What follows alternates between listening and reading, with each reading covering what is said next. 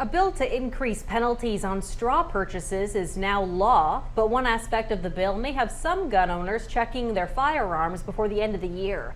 Governor Tim Walz signed a piece of gun legislation into law today, one that also bans binary triggers. KGDC's Quinn Gorham reports.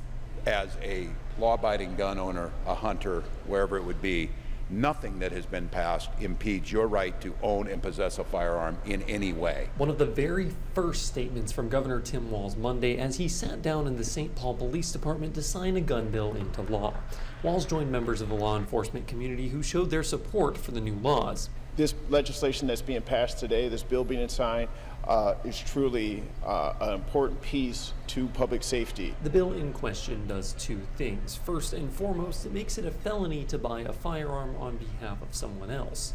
This bill increases penalties for straw purchase purposes and makes it easier to prosecute cases where a person has placed a firearm in the hands of a prohibited person. That aspect of the bill was fairly non-controversial. Republicans backed an increase on straw purchase penalties as early as last year, and there was renewed interest after a shooting in Burnsville took the lives of 3 first responders earlier this year. We had firefighters that were killed in Burnsville and another one injured last week in Minneapolis.